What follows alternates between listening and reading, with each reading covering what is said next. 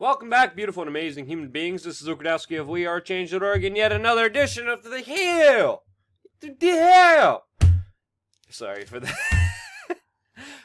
What the hell's really going on? And that's why in this video we are going to be talking about the new weird wacky Prime Minister of the United Kingdom, the 10 million lives that Donald Trump decided not to annihilate and destroy, as of course he is also doubling down on very heated rhetoric against Iran. All of this while South Korean fighter jets are literally almost at a clash point with Russian fighter jets. And of course, we almost forgot.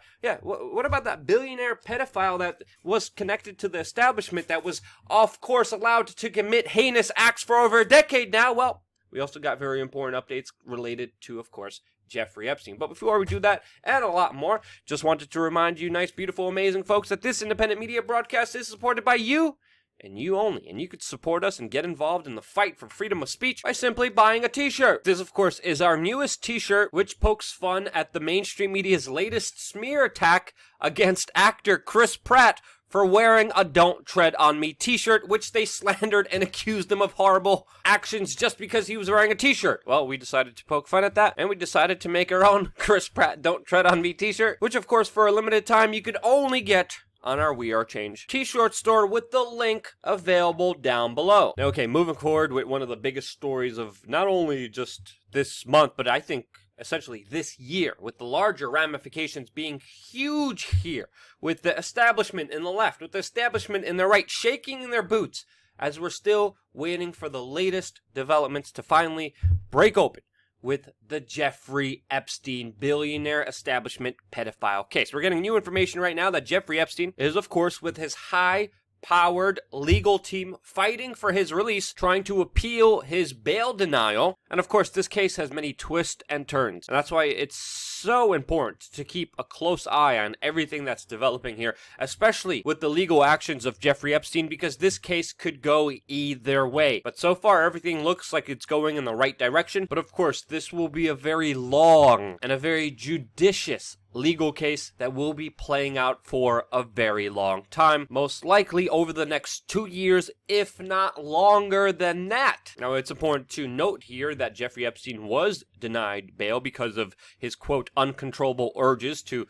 abuse minors, him lying about his finances, which is a huge mystery to a lot of people, as well as lying about the many passports that he had. And that was just some of the reasons why he was denied bail, but the story gets more intriguing and extremely interesting when we find out from author Michael Wolff in his book Fire and Fury is claiming that it was Donald Trump that was the man that brought down Jeffrey Epstein in his first major criminal case in 2005 that launched the investigation and the criminal prosecution of Jeffrey Epstein. Now, allegedly, this happened because Jeffrey Epstein was, quote, threatening to expose Donald Trump as a, quote, financial fraud after a dispute regarding real estate in Florida. Now, as we know, and the mainstream media has been telling us,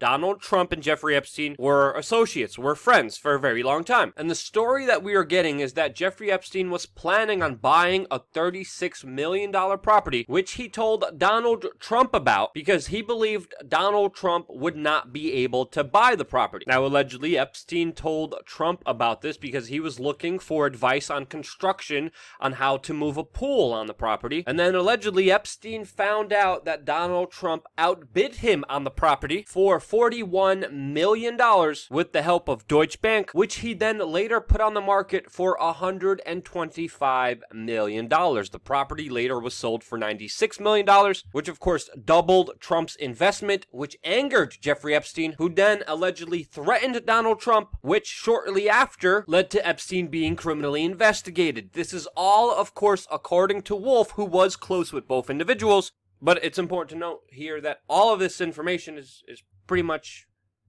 on the background of Wolff, and there hasn't been any corroborating independent information or evidence suggesting that this is true. But the preliminary facts in this case, most of them do turn out to be true, and there is a possibility that this story is true. But without independent information, it is up to you as an individual to decide if you believe this author or not. Another thing worth thinking about here is also the fact of something that we reported on a long time ago, that it was Donald Trump that did cooperate with the lawyers that were going after Jeffrey Epstein, even according to independent sources who confirmed the fact. But thinking about this story, I mean, if Donald Trump did play a central role in launching the criminal investigation against Jeffrey Epstein and in helping to bring the first criminal case against him, this is something that would exonerate Donald Trump of all the accusations that the mainstream media is attacking him because of this Epstein case, and to make him look very favorable, which makes me question, why isn't Donald Trump speaking about this publicly if this is as true as Michael Wolff claims it is? Now, that's just the information, and what do you think? Now, from that first initial criminal investigation and prosecution of Jeffrey Epstein, we're finding out more insane details that led to the sweetheart deal of a lifetime, including the very fact that Jeffrey Epstein continued to try to prey on young women when he was still in jail. Again, from that first investigation, from that first prosecution in 2008, Jeffrey Epstein, who was facing the possibility of life in jail, got 13 months in his own private wing of a county jail, which is unheard of, for around 13 months, which he was allowed to leave during the day for a work release program. Now, this case is extremely dodgy, as even the Daily Beast is reporting that they expect many of the documents that they requested under the Freedom of Information Act article to be insufficient and incomplete. We also found out that Jeffrey Epstein actually paid deputies $128,000 to provide him security, while, of course, he was on, quote, work release during his sentence. There's even a report that talks about young women coming in and out of the back office area where Jeffrey Epstein was being held. There's other information talking about how he violated his work release program without any reprimand or punishment from the state, how he was able to sign himself in and out of jail, reports of the door just being left unlocked for him, with other information coming forward that he was allowed lavish lunches, and according to some, having sexual meetings during his work release. And this is the stuff that was not redacted, censored, and left out. This is the information that was actually sent through the Freedom of Information Act. And this is why it's good to see so many different investigations opening up around this case, and there should be a lot more, with even a U.S. Senator coming forward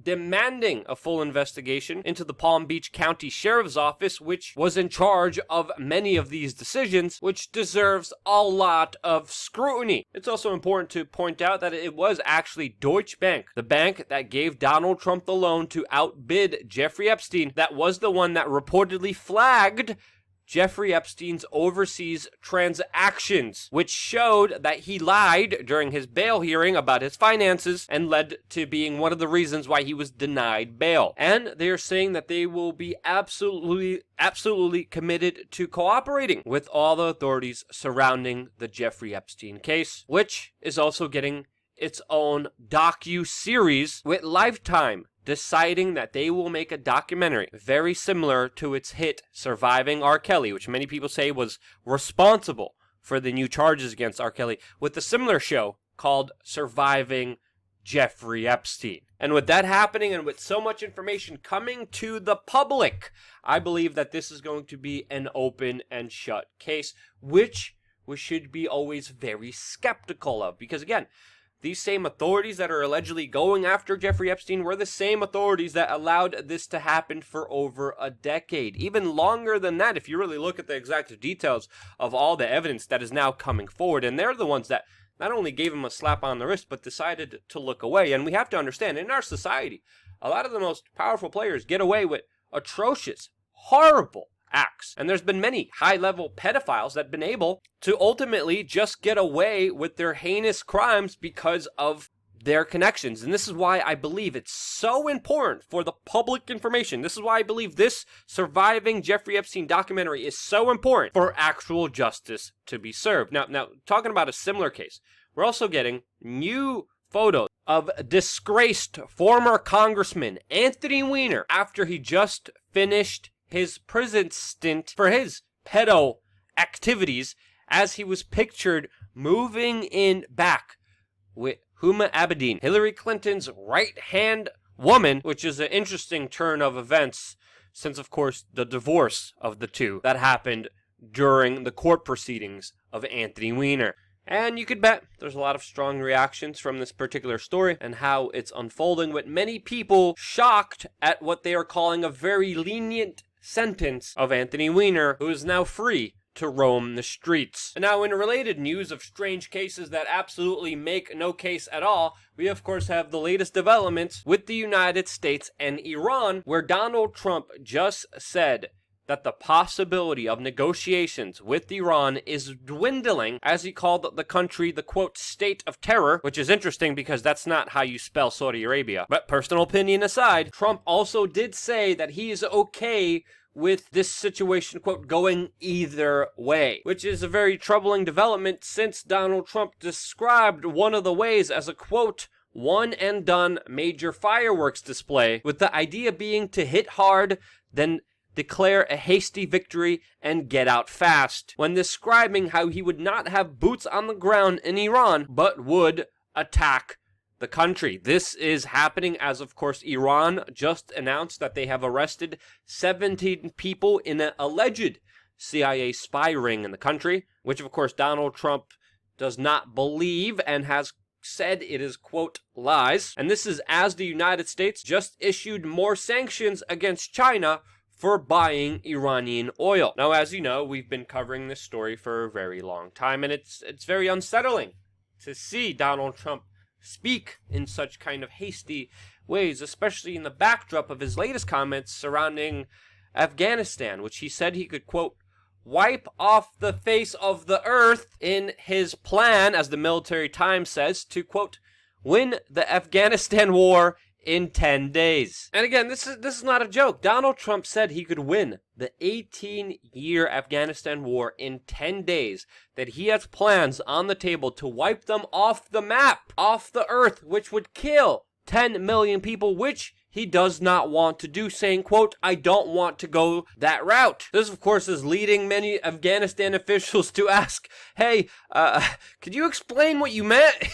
Which, rightfully so, is very alarming to find out, because many times we have seen Donald Trump's promises, Donald Trump's policy, Donald Trump promising to be a non-interventionist be contradicted by his actions and his war hawks and his neoconservatives that he has surrounded himself with. And he has been acting very hastily, not only with the drone bombings, which he has been expanding, not only with his rhetoric against civilian casualties, but specifically with launching a previous airstrike on Syria. Now, it's good to hear that Trump is saying he doesn't want to go down that route, but the fact that he has the plans on the table to go down that route is absolutely terrifying, stupid, and idiotic. Just like the war in Afghanistan, it makes no sense at all. What has the United States done in Afghanistan? Well, pretty much align themselves with pedophiles and poppy growers that have expanded the heroin epidemic all around the world. And what has that war cost the American people?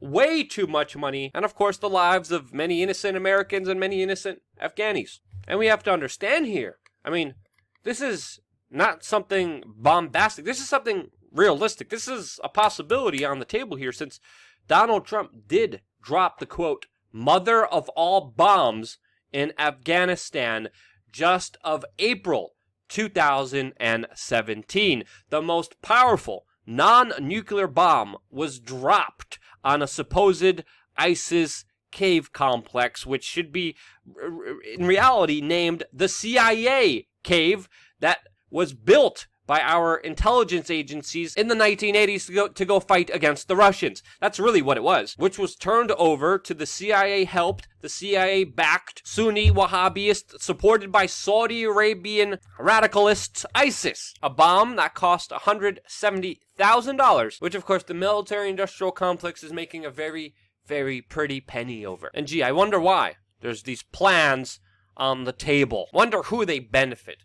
And of course, the tensions geopolitically, as you've been watching this YouTube channel, as you know, they're rising. As even recently, South Korean fighter jets, which of course are very closely aligned to the United States, work with the United States military-industrial complex, just recently, just moments ago, fired 360 rounds of warning shots against Russian fighter jets in a mid-air confrontation. And again, even though nothing substantial escalated from here, the major reason I want to talk about this is because of the possibility of accidents that could happen between opposing geopolitical sides of the world that could spark a dangerous escalation. That would make the military-industrial complex very happy and would pretty much screw everyone else over. Now, also, in other news, in the United Kingdom, across the pond, we are finding out that another kind of weird, wacky politician just became the head of the state, with Boris Johnson being announced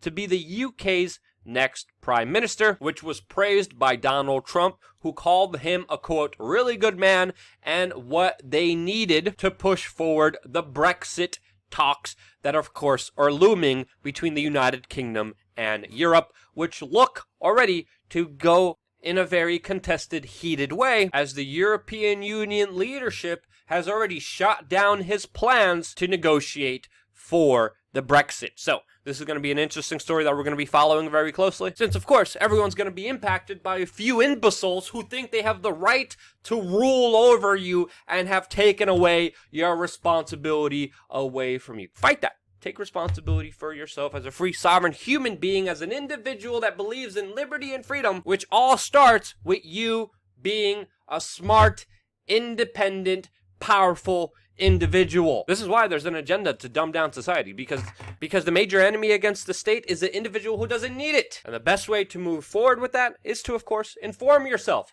since knowledge is power, and that's why I do what I do here at WeAreChange, a truly independent media organization, which, again, is financed by you, the viewer. Thank you again so much for watching. Stay tuned for more here on WeAreChange.org. Love ya.